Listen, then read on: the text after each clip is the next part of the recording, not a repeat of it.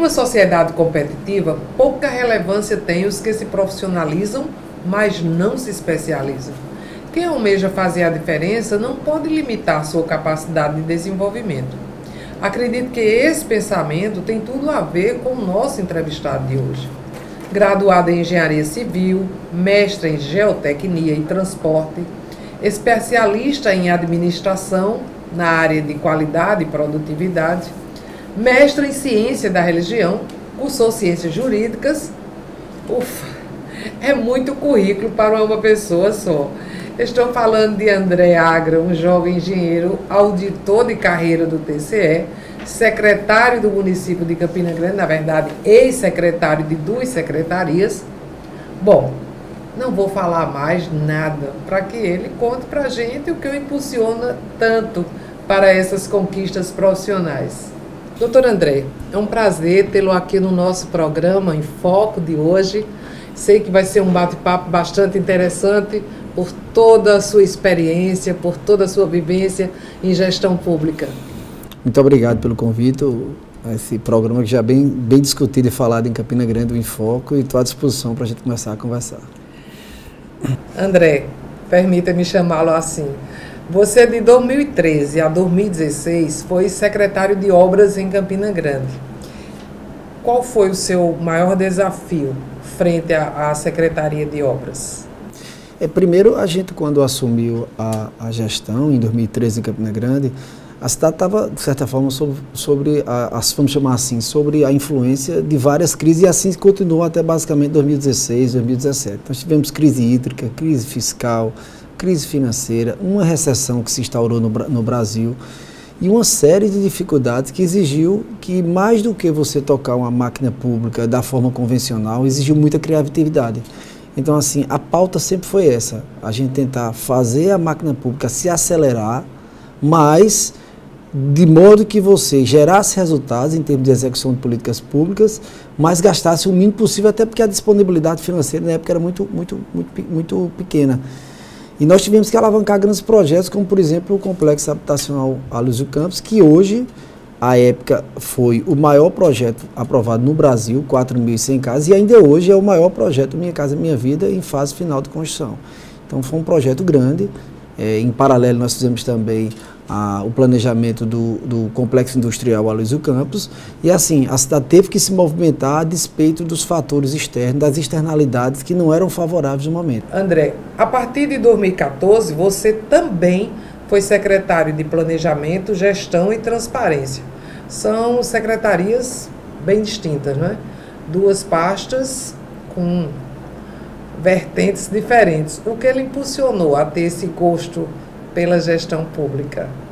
A gente, na realidade, assim, eu sempre tive um sonho desde pequeno de dar uma contribuição no aspecto que eu assumi em Campina Grande. Na realidade, eu sou um auditor concursado, auditor de contas públicas do Tribunal de Contas, e ao receber o convite no final de 2012, que foi um convite inesperado por parte do prefeito, eu resolvi encarar esse desafio.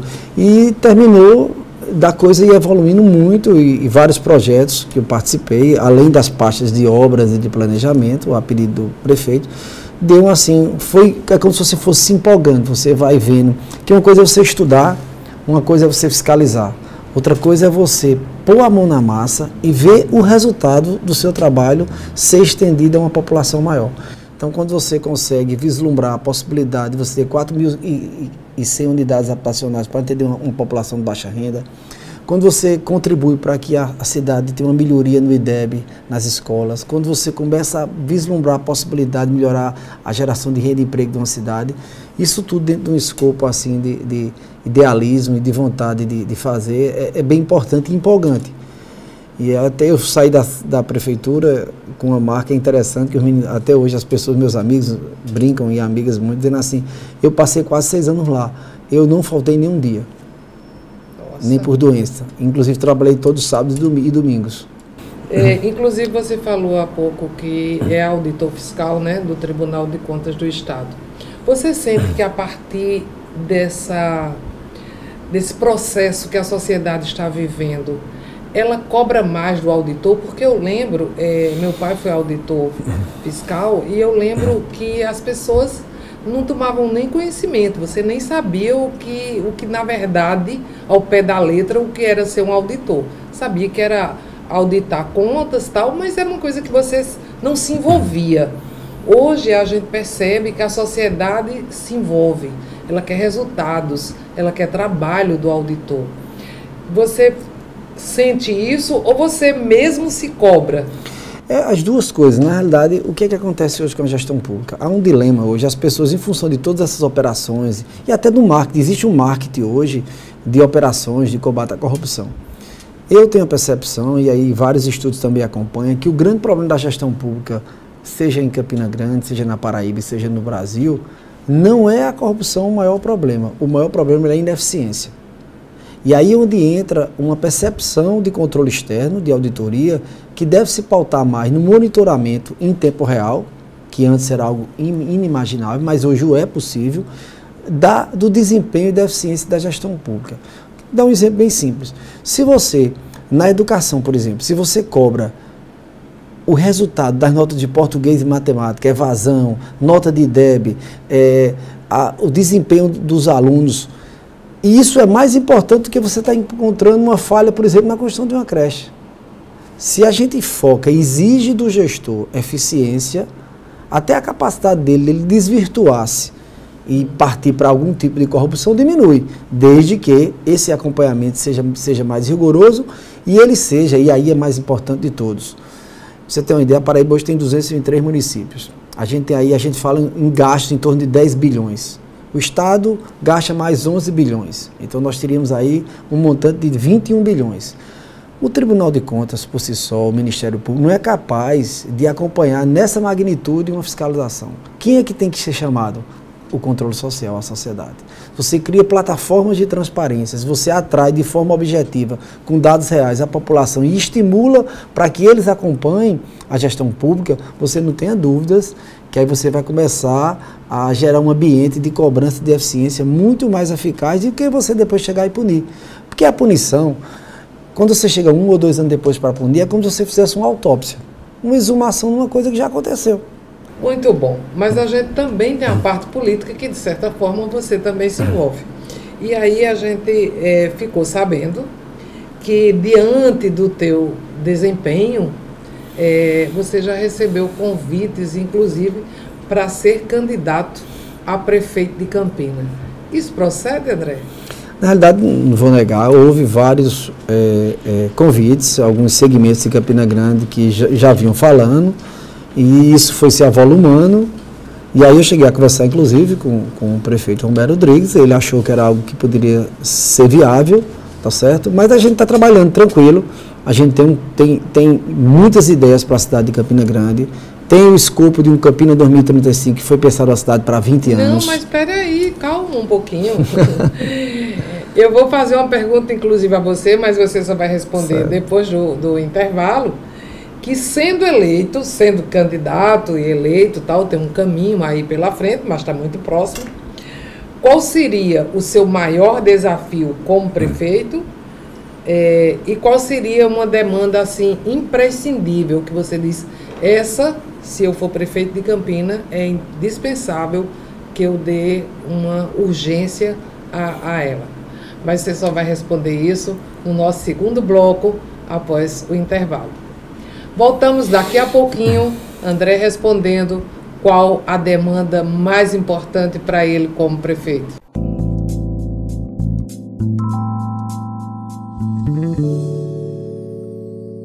Estamos de volta com mais o doutor André Agra, que vai falar, se fosse candidato a prefeito, qual seria a demanda mais importante que ele iria resolver em Campina Grande. É bom fazer essa ressalva, primeiro porque, apesar de haver esses convites, eu nunca me candidatei a nenhum pleito, não sou filiado a nenhum partido, não tenho experiência em campanha política, então assim, existe uma distância. Agora, do ponto de vista de conceituação, de ideias, aí sim, aí a gente pode se posicionar e pode contribuir a despeito de estar ou não disputando um pleito eleitoral. Veja bem, Campina Grande hoje tem algo que é imprescindível. Eu falo de Campina, mas eu poderia estender para outras cidades, inclusive João Pessoa, Paraíba, o que for. O foco da gente hoje precisa gerar emprego e renda. Só que, além disso, Campina tem uma desigualdade muito forte, uma diferenciação de renda muito grande em bairros específicos, em algumas áreas, que não permite que ela desenvolva no nível que ela deveria desenvolver. Então, hoje, a primeira medida importante que deve ser fortalecida, focada, é o desenvolvimento, um desenvolvimento sustentável, com mais justiça social, mas assim, atração de negócio, fazer de Campina Grande um grande ambiente de atração de negócios. O empreendedorismo? Empreendedorismo. Campina já tem uma característica histórica de empreendedorismo, tem uma característica histórica bem interessante a partir da década de 60, 70, de polo tecnológico. Então, assim, há uma grande possibilidade de você alavancar todos esses, vamos dizer assim, essas tonalidades, essas potencialidades da cidade, de modo que ela realmente fortaleça e se engaje num grande ciclo de desenvolvimento. Nós tivemos o ciclo do algodão, tivemos o ciclo dos polos tecnológicos, e agora é necessário que a gente gere a cidade, que consiga gerar um novo ciclo. Até porque o mundo hoje é muito rápido. A gente vive hoje sob os auspícios da 4ª Revolução Industrial e ela é muito veloz. Então, assim, o que é um emprego de hoje pode não existir amanhã. O que é uma atividade que é plenamente observável hoje, pode ser que daqui a 2 anos, 3, não exista mais. Então, essa versatilidade, essa possibilidade de usar a economia criativa, de Smart City, que é um conceito muito forte que a gente precisa levar para Campina Grande, tudo isso precisa se engajar num projeto mais coeso de desenvolvimento. Vamos mudar um pouquinho de assunto e falar sobre política partidária? O prefeito Romero Rodrigues esteve muito próximo a ser candidato a governador do estado da Paraíba. Ele fraquejou na hora da decisão ou foi uma força política maior dentro do partido que o impediu?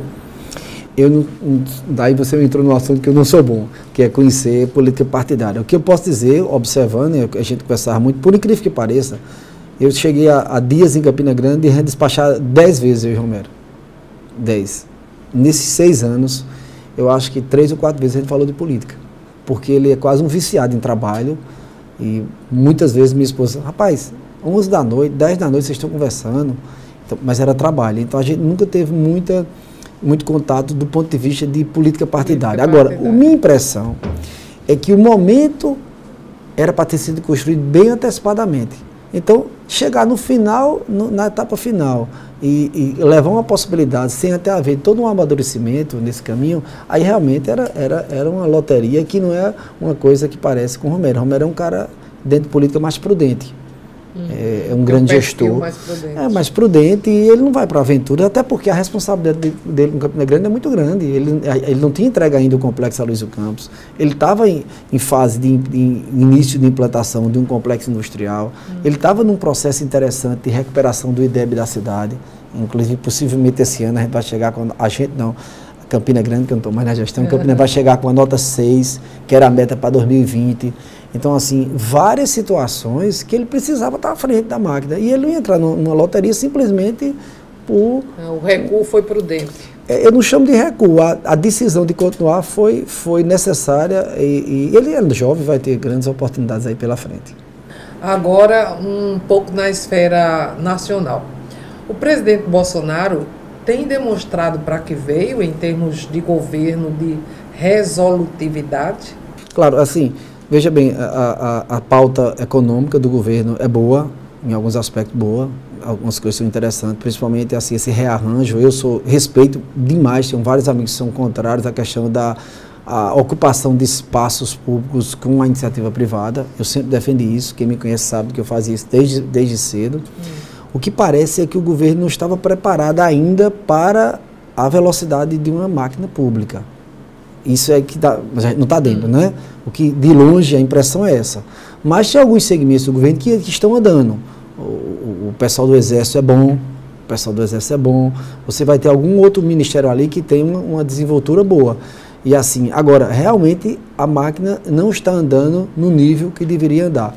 E há assim, eu não chamo de pecado, vamos dizer assim, um viés que talvez não seja bom. É uma carga ideológica muito grande, isso talvez não seja bom. É o que eu estava dizendo, assim, não é momento de ideologia que eu estou falando, eu sou inclusive favorável à ideologia. O que eu estou dizendo é o seguinte, são assuntos, o mundo hoje tem assuntos importantes em pauta. Então, assim, tem coisas que são desnecessárias. Então, por exemplo, a gente está discutindo, falamos de inteligência artificial, a gente está falando de parcerias estratégicas, de economia, de balança comercial. Alguns assuntos são inoportunos. Eu ajudei a fazer o plano de mobilidade urbana de Campina Grande, foi o 5º do Brasil a ser entregue. Eu tenho mestrado em geotecnia e transportes. E, assim, não me parece adequado discutir nesse momento a questão de aumento ou diminuição de pontuação de carteira, a gente com a pauta principal que é a reforma da Previdência. Então, assim, foca na reforma da Previdência, essas externalidades que estão sendo feitas, não parece algo assim pensado, não parece algo pensado, de longe olhando, tá certo? Então, assim, se a pessoa tem que usar azul ou rosa, isso não é um debate num momento crucial desse. Então, assim, acredito que agora... Você acha que precisa ter resolutividade? Resolutividade de foco. Focar. Qual é o foco do Brasil agora? É sair da recessão. Não aguentamos mais do poder público, a iniciativa privada, a máquina precisa reagir. As pessoas precisam compreender, não é só a questão do emprego, não. As máquinas públicas estão ficando sem recursos. Então, se não tem recursos, você vai ter uma dificuldade grande em educação e saúde. Então, esse processo cria um ciclo totalmente, assim, que não desenvolve, que não evolui. Então, assim, acredito que o governo devia focar nas pautas estratégicas e focar na retomada do desenvolvimento. Isso sim, é algo que a gente precisa fazer. Doutor André, sei que também é presidente do comitê de gestor das PPs. Como vê essa possível privatização e as que já foram privatizadas do governo Bolsonaro? A gente fez, inclusive, o arranjo do São João, que é um arranjo público-privado, não é uma PPP, mas é um arranjo público-privado. A ideia começou comigo, com o Luiz Alberto, que era o secretário de Desenvolvimento. O secretário de Desenvolvimento de Campina Grande, nos 4 primeiros anos do governo, era uma indicação do segmento empresarial. Então, a gente modelou o São João com essa perspectiva de trazer a responsabilidade para a iniciativa privada. Tanto que a gente conseguiu, já em 2 anos, a economia de mais de 10 milhões de reais. Você imagina, hoje eu estava dizendo na Romero semana passada, tu imaginas se tu tivesse que contratar banda com recurso público. Então, assim, a prefeitura diminuiu um gasto de 10 milhões para 2,8, né? Então, com a economia, inclusive, está construindo agora. É significativo. E o pior não é isso, não. Vamos chamar assim, o melhor no sentido positivo. É que você saiu de uma administração de uma festa que não tem muito a ver com gestão pública, né? Você está controlando camarote, está controlando banda, isso não é coisa de poder público. Eu me lembro que a iluminação pública também era comigo, com minha equipe, e no São João a gente era 30 dias trabalhando e as obras, assim, era uma coisa louca. Então a gente tem que se dedicar à instalação, à iluminação, a uma série de coisas, a estar preocupado com a gestão de dentro do Parque do Povo. Isso não era coisa da gente, isso é coisa do privado. Então, alguns espaços, eu defendia na época já, repensar a concessão da CAGEPA. Desde 2014 eu defendia isso. Mas, claro, dentro de pautas, assim, de um debate aberto e pleno e com números. É possível investir na Paraíba para a gente recuperar, para a gente universalizar o saneamento básico? A CAGEPA vai ter dinheiro para isso, porque você não pode trazer um privado junto com Campina, CAGEPA e a iniciativa privada. Esses arranjos são possíveis de fazer. Por que não iluminar a cidade de João Pessoa toda com LED?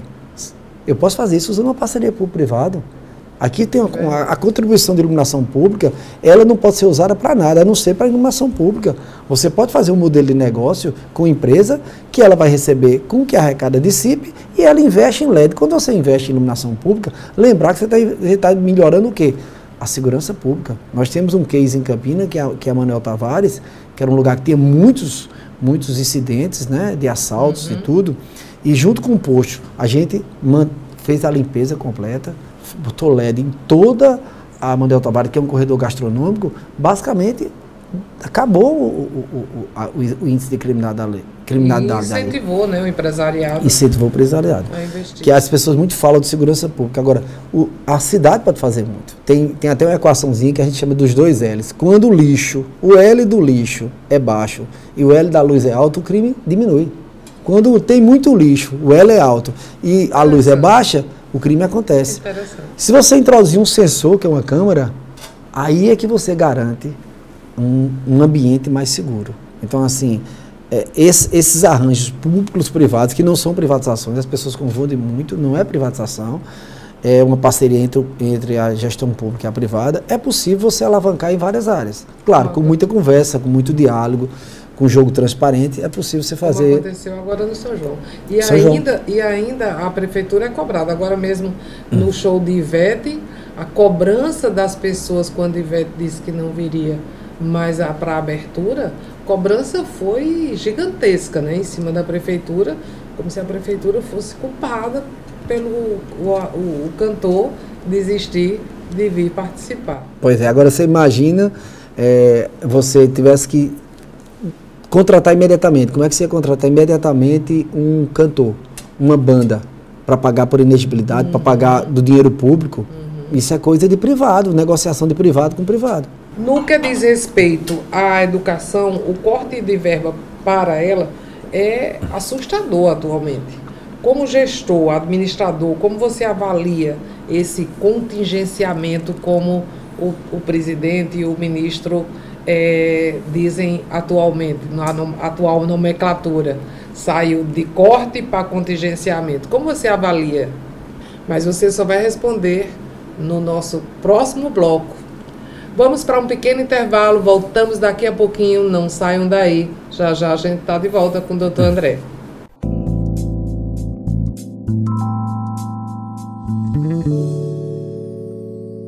Estamos de volta com o Dr. André Agra, que vai responder sobre a educação, os cortes, o contingenciamento, como o governo e o ministro chamam.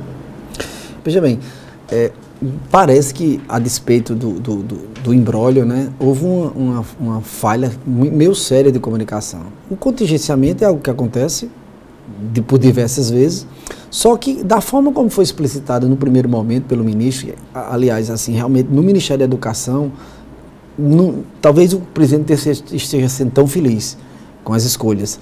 Então, assim, houve uma falha que pareceu que aquele que ele usou a palavra corte, aquilo significava uma represália a determinadas universidades que tinham adotado procedimentos que ele considerava não adequados à pauta de valores e ideologias que ele defende.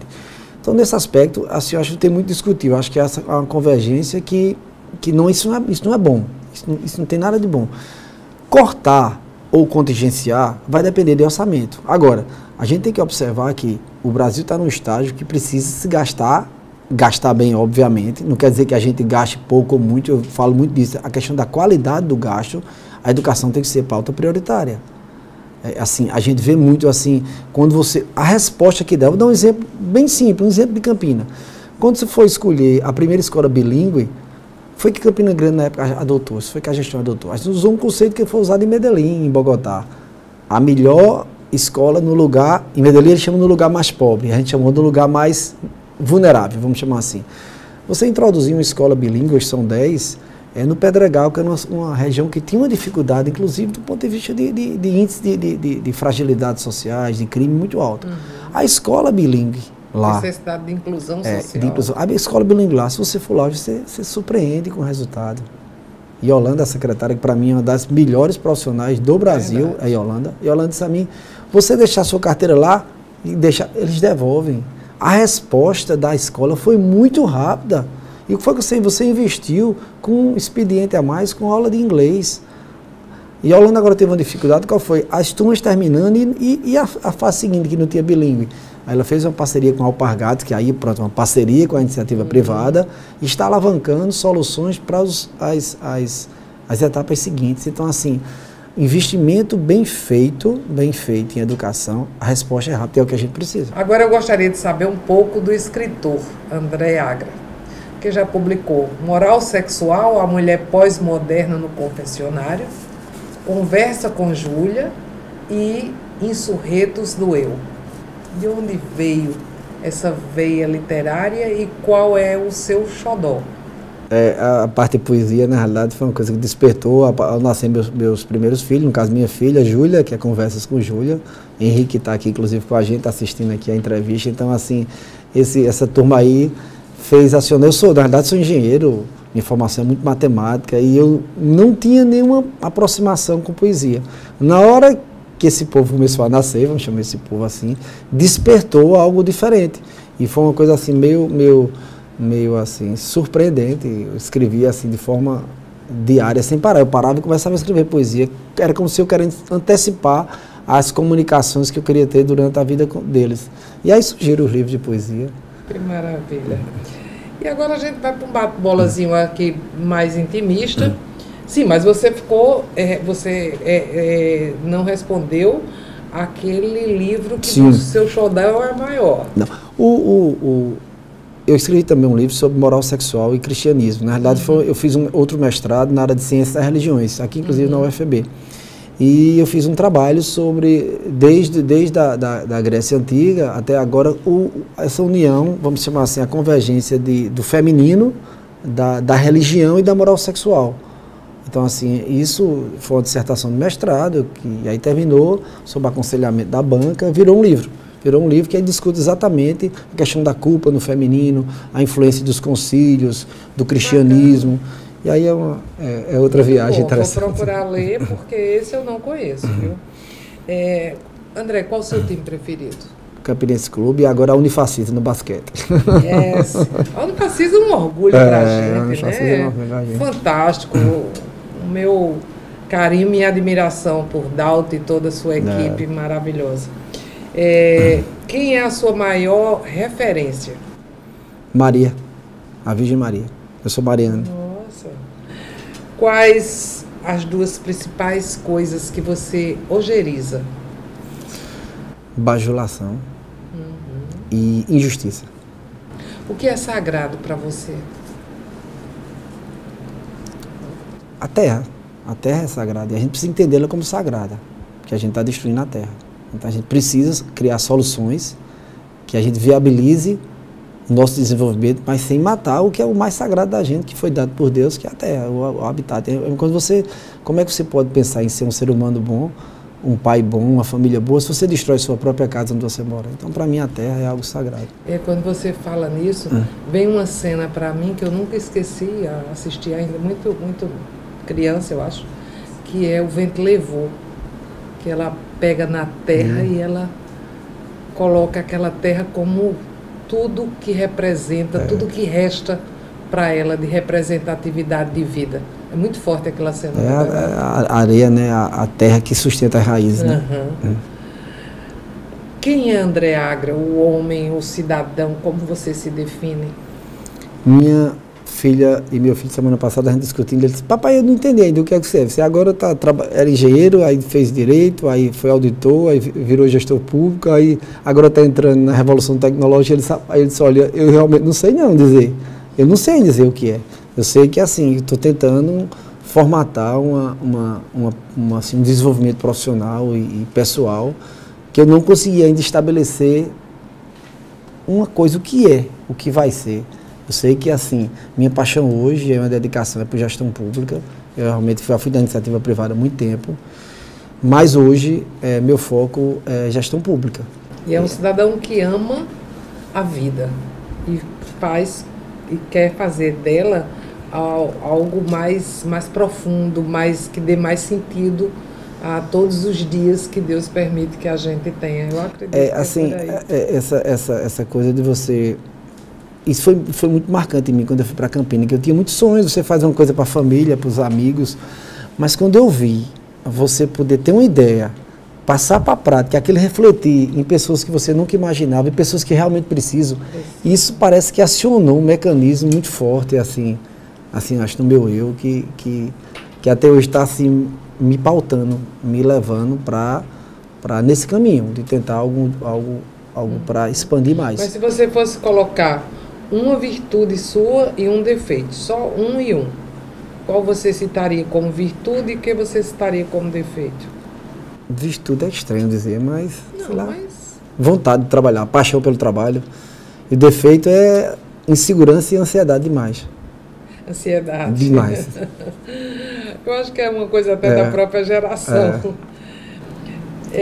Tem algum fato, André, na sua vida que lhe marcou, que você presenciou, que você se sentiu impotente na hora, ou que lhe sensibilizou? Algum fato que foi realmente bem expressivo?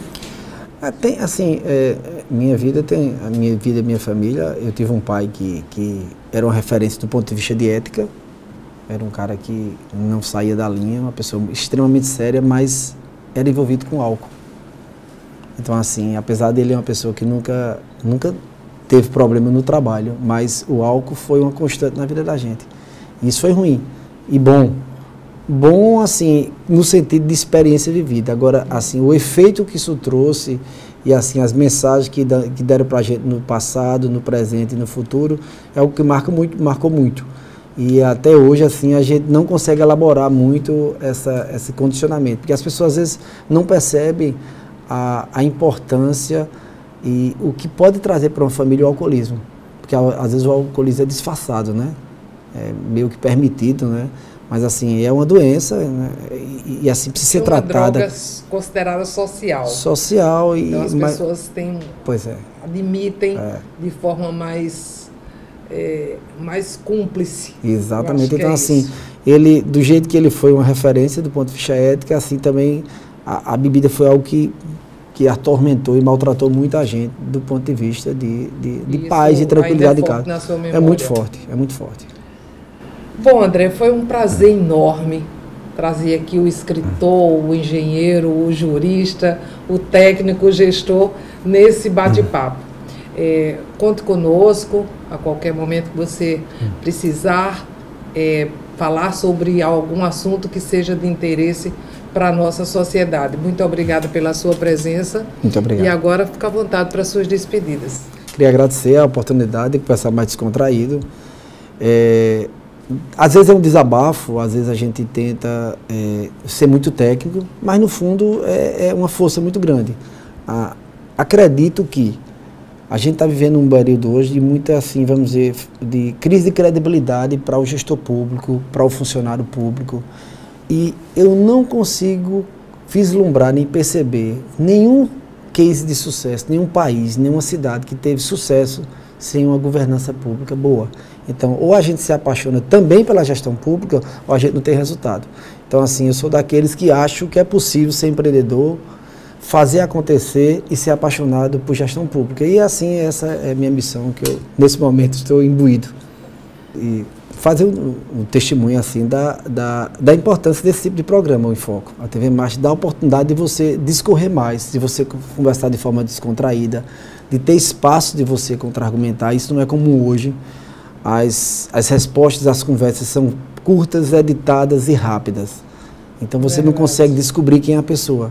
Num tipo de formato desse, num tipo de conversa, vamos chamar entrevista, isso eu acho que é mais uma conversa, por isso que ela é mais interessante, você começa a perceber de fato quem está falando, o que está por trás daquela pessoa, o que está no entorno e quais são os valores daquela pessoa. Mas isso é possível, assim, numa condição dessa, e assim, eu fiquei bastante impressionado e feliz em estar aqui nesse programa e ter a oportunidade de falar. A gente tem uma casa que realmente permite esse tipo de programa, permite esse tipo de bate-papo, e eu sempre agradeço ao presidente Alex Filho, que permite, sem censura, a gente trazer convidados que vai discorrer sobre diversos assuntos. Isso é muito bom para a própria sociedade. Bom, muito obrigada mais uma vez. E assim terminamos o Enfoco de hoje. Conto com você no nosso próximo encontro. Até lá.